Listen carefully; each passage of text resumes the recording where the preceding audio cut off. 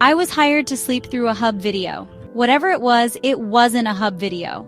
Okay, let's be upfront about this. Yes, I'm a porn star. No, I'm not open to DMs. No, I'm not including pics or my actual stage name. I'm small time, but maybe you've seen my work. Maybe not. Either way, I don't want this to damage anyone's professional reputation. I don't want to piss off the wrong people. I think the reasons will become clear in a bit. I've been in this industry for a couple of years. For the most part, I like it. Like any job, it's got its ups and downs. Plenty of them. But I still have fun. And there are a lot of good people in the business. Even after this, I stand by that. But with what happened recently, I don't think I can work again. The shoot was supposed to be easy money. A smaller website I'd never heard of reached out. The pay was light, but work was work. They said my role would be a little less corn and a little more actress. I figured I could deal with that.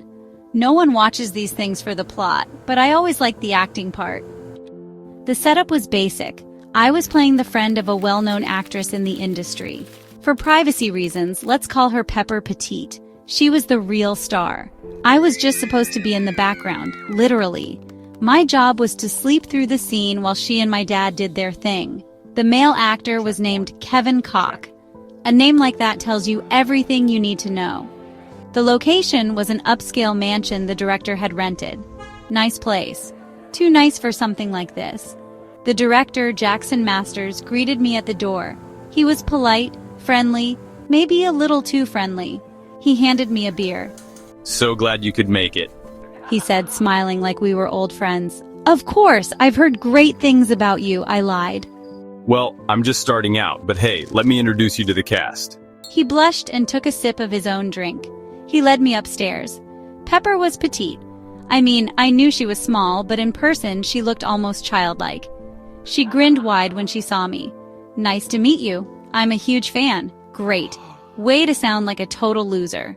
Really? That's so sweet. I've seen your work too. You're really great. She laughed and flipped her golden hair. I wasn't sure if she was just being nice, but it felt good to hear. Then I met Kevin. Nothing surprising. Tan, lean, short-cropped hair, generic porn star guy, forgettable. We ran through some lines. The script was awful, but we played along. Oh, Mr. Smith, will your dad be home? I think he'll be in his office, so he won't bother us too much. Well, hopefully he'll at least come say goodnight. Pure cringe. Jackson only filmed a few takes before we got to the bedroom scene. I grabbed another beer while Pepper chugged a bottle of water. Jackson pulled me aside. Quick note before we start. He said. His tone was casual, but his eyes weren't. We're gonna be moving the camera a lot. No matter what happens, don't open your eyes. I nodded. Got it. Something about the way he said it made me uneasy, but I nodded again. Promise. S1. Media group, person making a promise. Serious conversation between two people, edit stock, edit distribute _ equally. I mean it. No matter what, don't open your eyes. Promise? Good night, she replied sweetly. I listened as Kevin entered the room, sat on the bed, and started the usual corny lines. Then the kissing started. I tuned it out. Same old, same old. I focused on the soft blankets, the warmth of the bed. The pillows were really nice. I might have actually dozed off. Then I heard it, a cry of pain, not a moan, not a playful ouch, a real cry. No, what are you? Stop. A wet, crunching rip, a sound I'd never heard before. The bed shifted. Kevin's weight twitched against me. Something splattered onto my arm. Warm, wet. I almost looked. No matter what happens, don't open your eyes. Jackson's words screamed in my head. Kevin's screams turned into a high-pitched gurgling wail. Then silence. Then a new sound. A deep, wet chewing. My stomach clenched. I lay there, trembling, eyes clamped shut. Pepper was eating him. I could hear it clearly now. The tearing, the soft crunch of bone, the squelch of muscle being pulled apart. I couldn't breathe. Where was Jackson? Where was the crew? Minutes passed, maybe hours. Then, the bed shifted again. A weight pressed onto me, small but wrong. Pepper's breath was against my ear, hot, rotten, thick with the scent of iron. I could feel her dripping. Her limbs draped over me, longer than they should have been. I held my breath. I kept my eyes shut. A long, claw-like finger ran across my cheek. I didn't move, didn't breathe, didn't scream. After what felt like forever, she moved. I heard her get off the bed. Her footsteps faded into the house. I stayed there, frozen, still pretending to sleep. The police found me hours later, curled into a tight ball, soaked in sweat and tears. I didn't open my eyes until an officer touched my shoulder. "Police Officer 1! No shit! We got a live one!" someone yelled. "Police Officer 2! Can you stand, honey?" a voice asked gently. I shook my head. I didn't want to see. I couldn't see. They carried me out. I never saw the crime scene, never saw what was left of Kevin, but at the station, they showed me the pictures. Blood everywhere, meat, chunks of it. All the bodies in that room were men. Pepper was gone, no trace of her, no footage from the cameras, no records of her ever being hired. As far as the police were concerned, she never existed. I don't know what happened that night. I don't want to know. All I know is, I am never working in this industry again. I stayed there, frozen in place, my body contorted in a fetal position, too terrified to move, too terrified to even breathe normally. Every minute felt like an eternity, and the silence that had settled in the room was worse than any sound I had heard before. The weight of whatever had just transpired hung heavy in the air. What the hell had just happened? Was I still dreaming? Was this part of the shoot? The floorboards creaked and I heard footsteps. I strained my ears to listen, but forced myself not to open my eyes. I couldn't risk it. If I opened them, I knew there was no turning back from what I'd see. The air was thick with an unsettling, unnatural stillness. Too still. Not a single sound from Jackson or the crew. Were they gone? Were they watching from behind the camera, waiting for me to react? A cold sweat dripped down my back. My mind raced, trying to make sense of it, but every rational thought was slowly being replaced with horror. This didn't feel like a set anymore. This felt like a nightmare. I wasn't alone. The feeling crept over me like a slow, creeping chill, a sensation of being watched, the prickle of eyes in the back of my skull. And then it happened. A cold, wet hand brushed against my arm. It wasn't Pepper. It wasn't anyone I recognized. This hand felt wrong. The touch was like ice against my skin. It lingered for far too long. I held my breath, trying to control my erratic heartbeat, but it was like my body was betraying me. Every single instinct screamed at me to open my eyes, to look, but Jackson's voice, his stern warning, echoed in my head. No matter what, don't open your eyes. So I didn't. I stayed perfectly still, even though every fiber of my being screamed at me to run. The hand retreated, but the silence didn't break. And then I felt it, a presence hovering over me. I could hear shallow, raspy breathing right above me. I tried to convince myself it was just part of the act, some twisted special effect. But deep down, I knew the truth. This was real. Too real.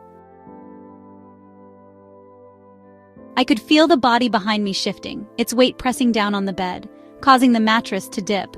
A soft whisper tickled my ear. You're still pretending to sleep, aren't you? I didn't answer. I couldn't. The whispering voice was calm, too calm, and it made my skin crawl. It was wrong. It was unnatural. I heard something wet, like saliva dripping, followed by a sickeningly soft giggle. That sound, that laugh, I'd never forget it. Suddenly, I felt the pressure on the bed shift again. The weight wasn't just on me now. It was inside my space, so close I could feel the warmth of breath against my neck. Then came a voice that wasn't Pepper's, and it wasn't Kevin's. It was low, guttural, and it seemed to come from every corner of the room. I told you not to open your eyes. I could hear the faint sound of movement, footsteps, slow and deliberate, moving away from me, but they weren't leaving. No. I could feel the presence, hovering, waiting, watching. I waited for what felt like hours, just when I thought I couldn't take it anymore. The door creaked open. It wasn't Jackson's voice, but a distant hum, like someone was singing, soft and distant. A song I couldn't quite place, but I knew it was wrong. It sounded almost like a lullaby, and I couldn't fight the rising sense of dread that surged through my veins. Finally, I felt the bed shift as if something was leaving, but my sense of time had warped by now. Was it only minutes, or had hours passed? I didn't know. Then, just as I was about to open my eyes, just as my mind was about to collapse under the weight of the uncertainty, I felt a tap on my shoulder. It was light, almost like a teasing touch, but I knew it wasn't a good sign. Still pretending, huh? My heartbeat thundered in my chest as I finally dared to crack my eyes open. What I saw will haunt me forever. The room wasn't a set anymore. The lights flickered dimly, casting long, grotesque shadows across the walls. The wallpaper that had once seemed ordinary had transformed into something unrecognizable. Dark, sickly patterns, like veins snaking across the walls. The air was thick with the stench of something rotten, and there was blood on the floor. A lot of it. I couldn't process it all at first. My vision blurred, but slowly, I focused on the scene in front of me. Kevin's body lay crumpled on the floor, but it was wrong. He wasn't dead. He wasn't alive either. His body had been changed. His limbs were contorted at impossible angles, twisted in ways that defied nature. His mouth was open, but instead of a scream, what came out was a sickening, gurgling sound, like something was still inside him. I blinked, my mind refusing to process what was happening. But it wasn't just Kevin. The room was full of them. People, their bodies strewn across the floor, their limbs in unnatural positions, their faces frozen in expressions of terror. Each body had been mutilated in a way that was too grotesque for words, but no one had made a sound. They were still cold, dead. But no, there was something moving in the room, something that wasn't human. I turned my head, heart racing, toward the source of the sound, a terrible groan. A tall, dark figure stood in the doorway. It was like something out of a nightmare, a creature with features distorted, stretched to impossible lengths. Its skin was an ashen gray, and its face was a grotesque mockery of human form. It didn't belong in this world. I wanted to scream, but my throat was dry, my body paralyzed. I couldn't move.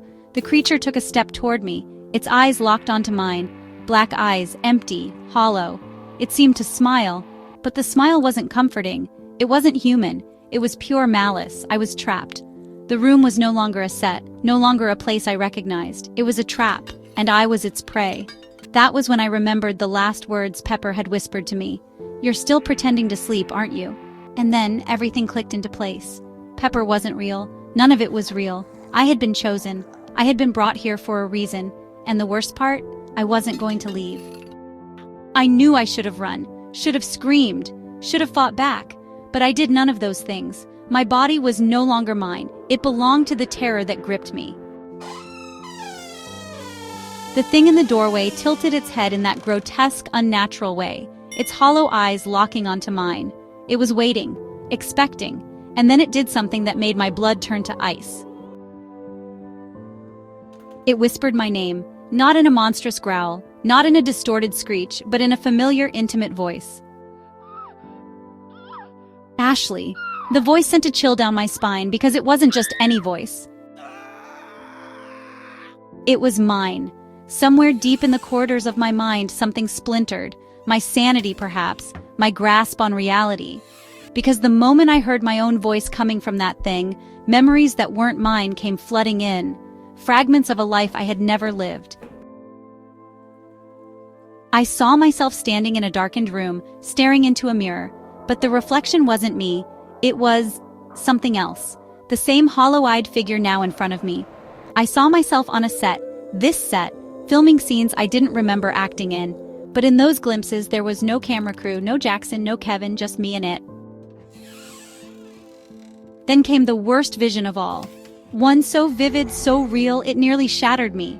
I saw myself standing in the doorway, watching another version of me curled up in bed.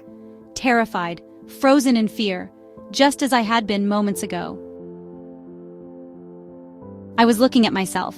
The realization struck like a hammer to my skull.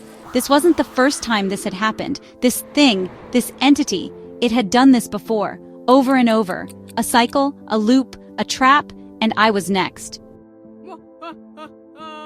A deep, sickening laugh bubbled up from the thing's throat, its grotesque grin stretching impossibly wide. It knew. It knew I was starting to understand.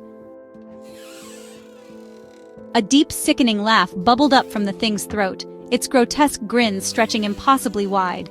It knew I was starting to understand. Then, without warning, the room lurched. The walls pulsed as if they were breathing, the sickly veins running across them throbbing like a heartbeat. The floor beneath me shuddered, and a horrible, wet, squelching sound filled the air, as though the very fabric of the space around me was alive.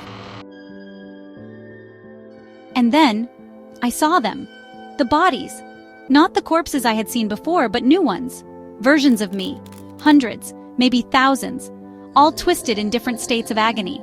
Some with their mouths open in silent screams. Some with hollowed-out eyes, their sockets black and empty. Some reaching out, toward me, desperate, pleading. The truth was undeniable now. This place was a prison, and I'd always been here. I was just the latest version of myself caught in its web. But this time, something was different, because this time, I remembered. The moment I realized it, the entity's grin faltered, just a fraction. But I saw it, and that meant something. I wasn't supposed to remember. That was my way out. I forced myself to move, every muscle in my body screaming in resistance. The entity lunged toward me, its limbs stretching unnaturally, its shadow swallowing the room. I ran, through the pulsating hallway that stretched and shrank around me, past the endless mirrors reflecting versions of myself I had never met, past doors that opened into places that should not exist, winding staircases leading nowhere, windows into black voids. It was chasing me, but I didn't dare look back. I couldn't. Somewhere deep inside, I knew, if I saw its true form, it would be over. I had one chance.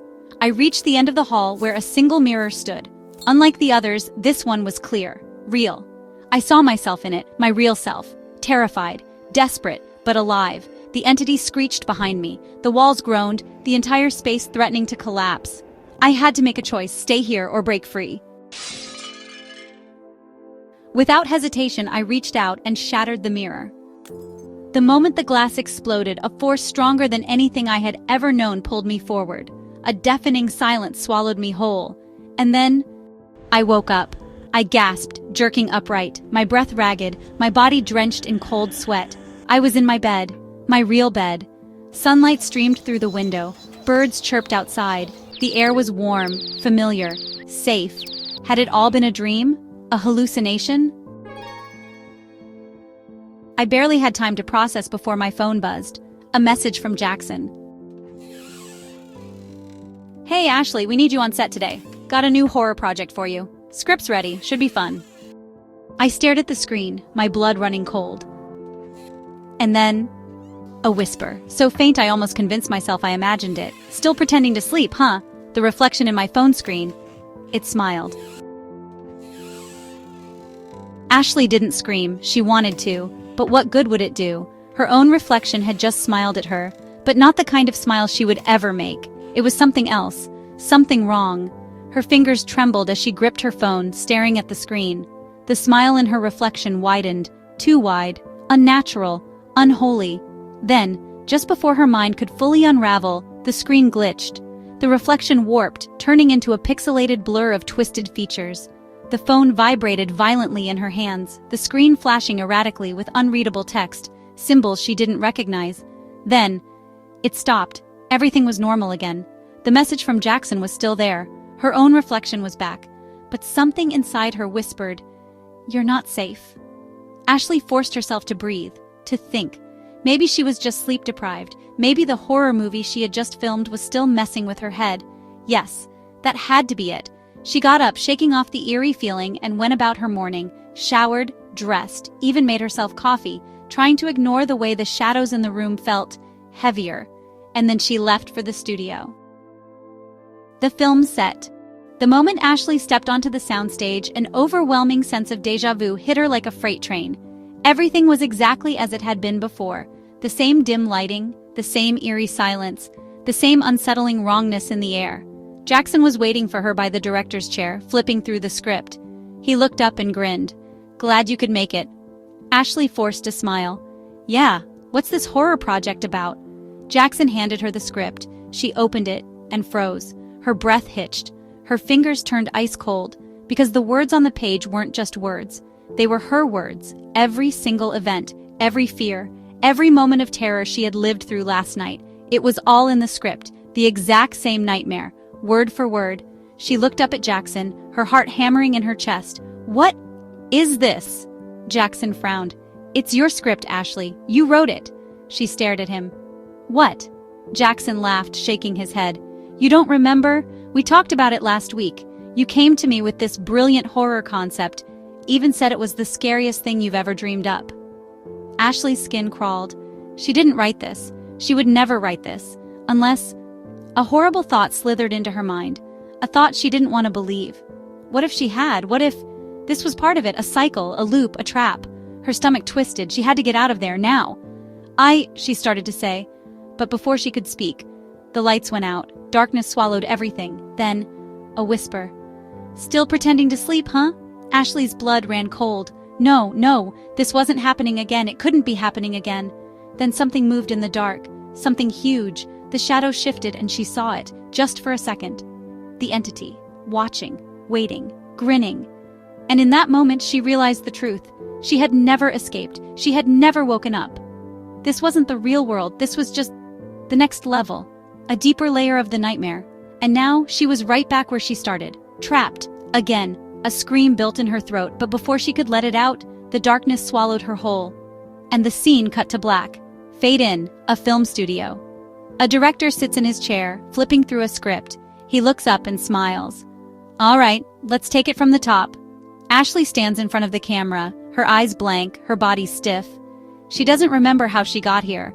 She doesn't remember why she's acting in this scene. She only knows one thing. The cameras are rolling, and this time, she won't survive the final take. This isn't just a nightmare anymore.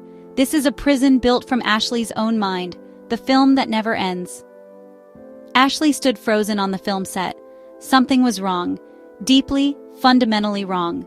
She could feel it. Not in a way she could explain, but in the way the air felt too still, the way the set lights seemed to hum with an unnatural presence, and most of all, the way everyone was watching her, the director, the crew, the extras standing just beyond the shadows. Their faces were neutral, expressionless, but their eyes weren't right. They weren't just looking at her. They were observing, studying, like they were waiting for something to happen. Ashley, she turned. Jackson stood there smiling, but it wasn't the friendly, familiar smile she knew. It was empty, like he was playing a role. Let's take it from the top, he said. Ashley's stomach twisted. She didn't want to play along. She didn't even know the script. But somehow she knew if she said the wrong thing, if she refused, something terrible would happen. Her lips parted. Her throat was dry. I don't understand. What scene are we? A sudden, sharp beep rang through the set. Her vision flickered. For a split second, the world glitched. The walls distorted. The crew members twitched like puppets on broken strings. And in that frozen moment, Ashley saw something she wasn't supposed to see. Beyond the set, beyond the darkness, a room, a stark white observation room, and in it, dozens of figures, watching through a massive screen. Not people, not crew members, something else, and they were taking notes. Then, the world snapped back into place. Ashley gasped, stumbling backward. Her heart pounded against her ribs. What the hell had she just seen? Everything all right? Jackson asked, tilting his head. Ashley's breath came in short, panicked gasps. No, everything was not all right. What is this? She choked out. Why do I feel like I've been here before? Jackson's smile never wavered. Oh, Ashley. He laughed, low, amused, distant. We've been doing this scene for a long time. Her blood ran cold. No, that wasn't possible. This was real. This was... Another beep. The world glitched again. But this time, Ashley saw more. Not just the observation room. Not just the figures. She saw herself, hooked up to machines, electrodes wired to her skull, tubes snaking down her arms. She was strapped to a chair, her eyes held open by a metal apparatus. And on the screen in front of her, this moment, this exact conversation, on an endless looping film reel, her own life, a simulation, a script, a carefully controlled experiment. And then she realized she wasn't playing a role. She had never been an actress. She was the test subject. The moment she understood, everything collapsed. The set flickered, like an old VHS tape on the verge of breaking. Jackson's face distorted, stretching and twisting into a monstrous grin. The crew members blinked out of existence one by one, their bodies dissolving into static. And in their place, the observers stepped forward, towering inhuman things, their faces smooth and featureless, their hands long and unnatural. They had been watching her this entire time, not just now, not just in this life, for all of eternity. Ashley screamed, but the sound didn't come from her mouth. It came from the speakers above her, like the sound effect of a film playing back, because that's all she was, a character, a test, a recording played over and over again, dissected, analyzed, rewritten, and just as the truth fully sank in, the film rewound. Her vision snapped back, and suddenly, she was standing on the set again. Everything was normal. Jackson smiled. The director adjusted the camera, the crew took their places, and a voice echoed from somewhere above, distant and mechanical. "All right, take 100,045, let's run it again." Ashley opened her mouth to scream, but this time, she didn't, because deep down she already knew. She had done this before, and she would do it again, forever. And the worst part? She's been through this 100,000 times before, and she'll go through it again. The world flickered again. It wasn't just a glitch anymore. It was as if the very fabric of reality was splitting open in front of Ashley's eyes. For the first time since this nightmare began, she felt something she hadn't in the previous loops. Fear. Not just any fear, but a deep terror that crawled into her chest, making it impossible to breathe. She could feel it, something clawing at the edges of her consciousness. It was as though she was being watched by eyes that weren't human, eyes that had seen her soul, that had carved her being into this endless cycle. For a split second, she was free.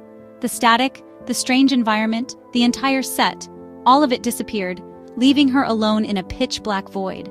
The darkness pressed down on her, squeezing the breath from her lungs, and she heard it, the whisper that sent cold shivers through her body. "You are ours." Ashley spun around, her heart hammering in her chest. But there was nothing behind her, only the crushing silence and the knowledge that something was coming. The observers, they had always been there, watching, waiting. But why? What were they really after? The whispers grew louder. The air grew heavy with pressure as her thoughts twisted, folding in on themselves. Suddenly the world shifted again, but this time it didn't glitch like before. It felt deliberate, calculated. A new room materialized. Not the film set, not the observation room, but something far darker. A lab, cold, sterile, empty. Ashley stood in the middle of it looking at herself, but this time, she wasn't alone. There were tubes running from the floor to the ceiling, pulsating with a sickly green light. The walls were lined with monitors, all of them showing her, Ashley, locked in an endless loop.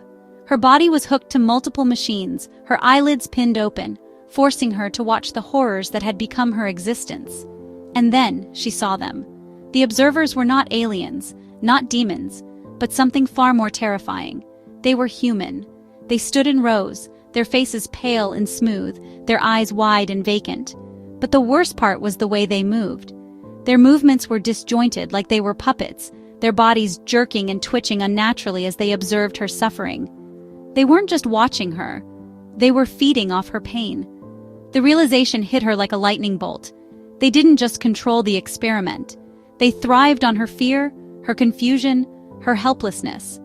This wasn't just some psychological test. It was a feeding ground. Every time she screamed, every time she broke down, every time she begged for an end, they fed. And the worst part? They had no intention of stopping. They didn't care about the results of the experiment. They didn't care if she succeeded or failed. They were addicted to her suffering. Ashley tried to scream, but it came out as a muted whisper, the sound not escaping her throat but coming from somewhere far away. And then the room began to shake, the lights flashing like a malfunctioning bulb. A voice, no, voices echoed in her mind. "You cannot escape. You belong to us. You are ours." Ashley fell to her knees, her breath shallow, her hands shaking. The observers closed in, surrounding her in a perfect circle. But they weren't looking at her now. They were looking at something behind her. Something that wasn't there, something that shouldn't be, an eye that pierced through reality itself.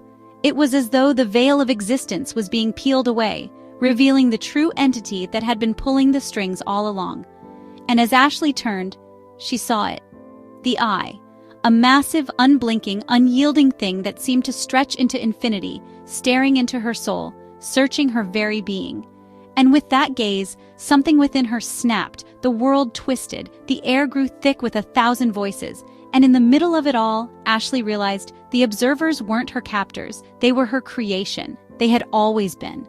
This entire nightmare, this endless loop, had been a manifestation of her deepest fears.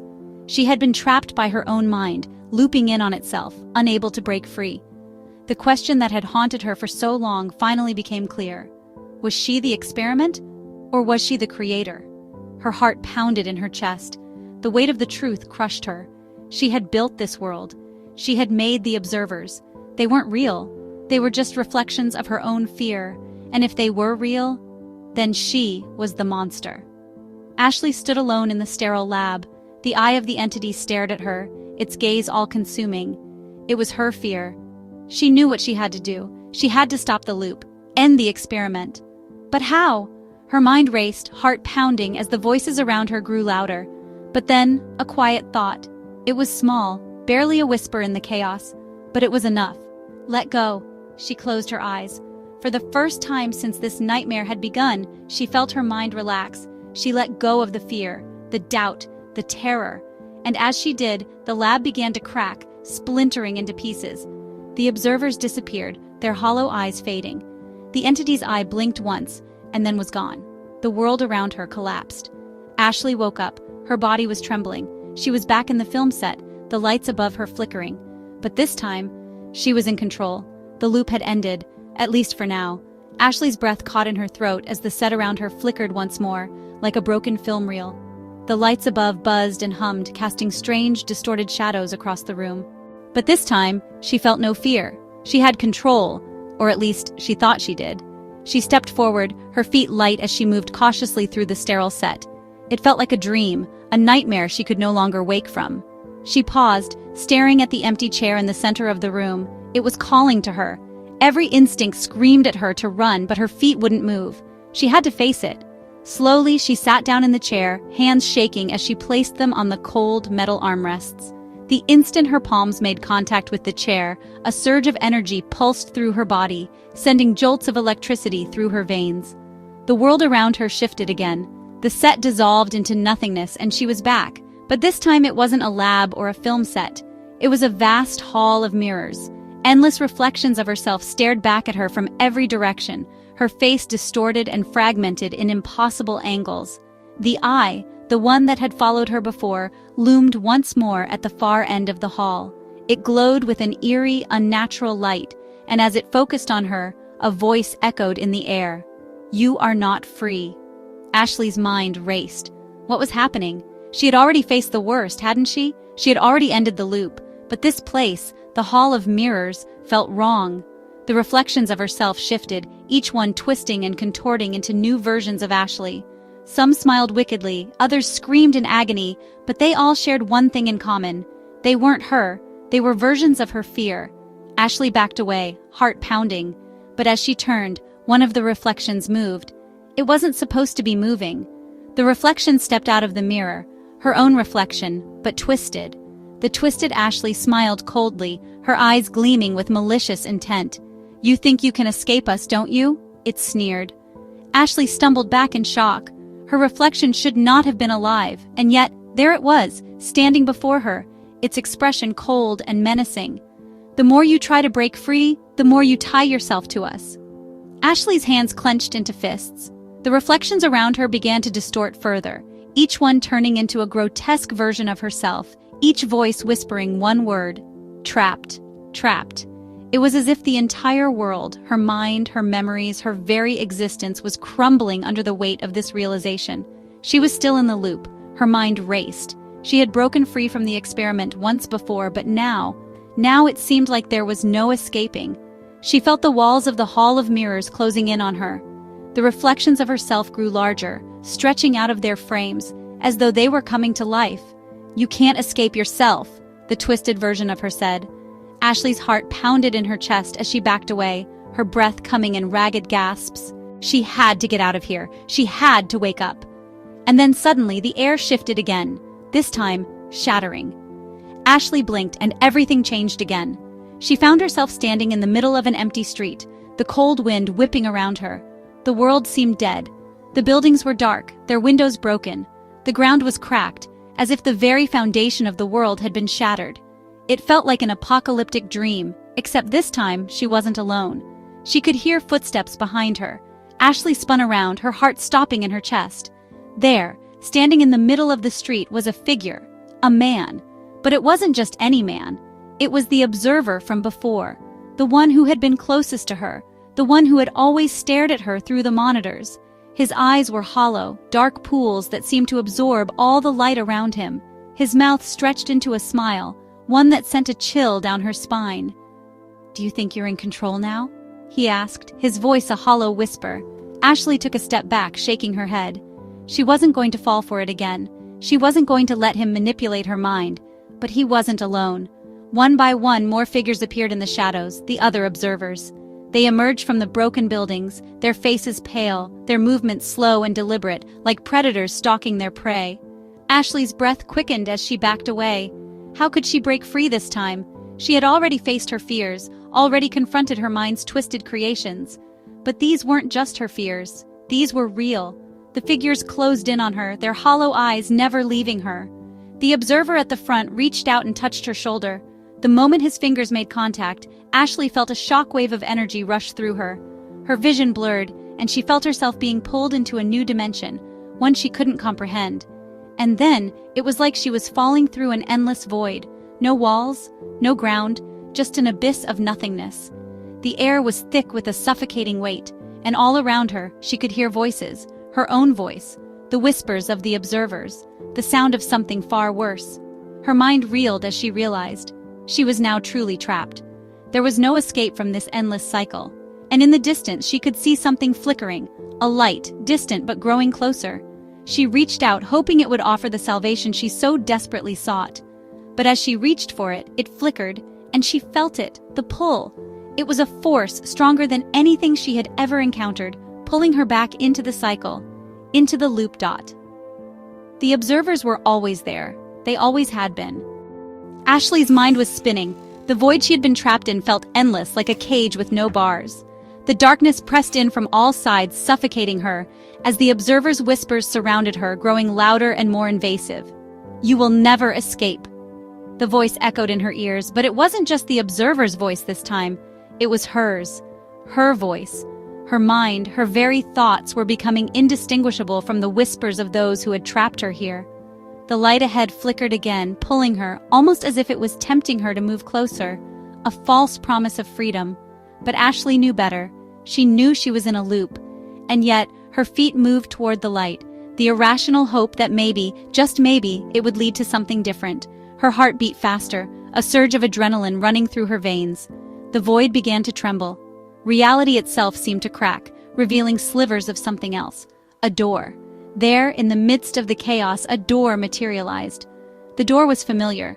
It was the same door from the very beginning, the one she had passed through in the lab, the one she had tried to escape when she first realized the horrors that awaited her, the same door that had led to the Hall of Mirrors, to the experiments, to the twisted reality.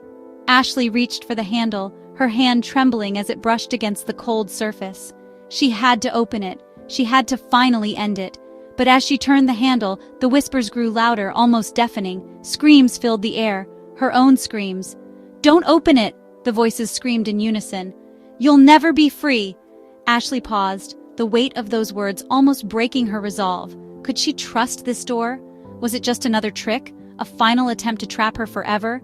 But something deep inside her, a spark of defiance, pushed her forward. She shoved the door open.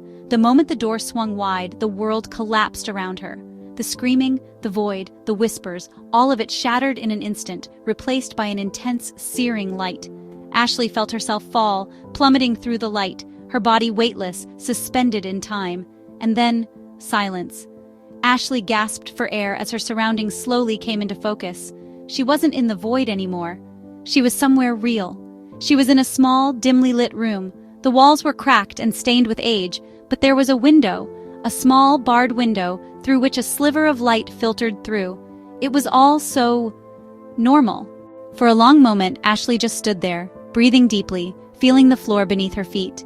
She couldn't quite process what had just happened. Was it real?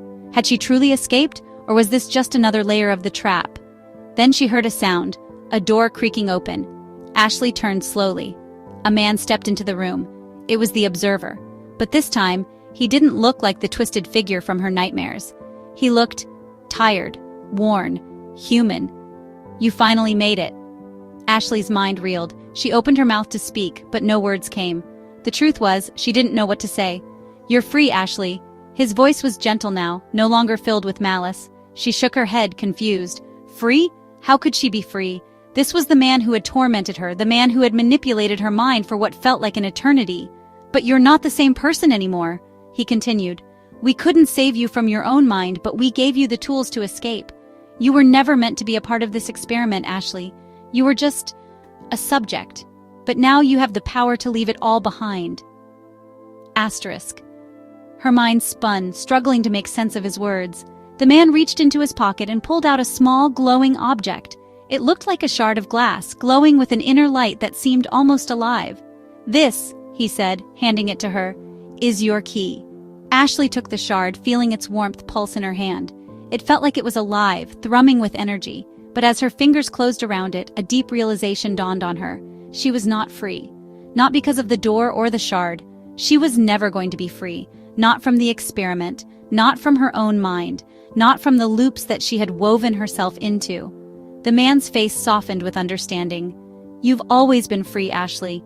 It was your mind that kept you prisoner. You are not what we made you. You are something more." As Ashley looked down at the shard, she understood. The loop wasn't just about escaping the experiments. It was about escaping herself. The mind, her mind, was the greatest prison of all. And for the first time she realized that the true horror wasn't the experiment or the endless cycle. It was the terrifying possibility that she had created it all, that she had become so entangled in the illusion of control that she had lost herself. She didn't need to escape the experiment, she needed to escape her mind.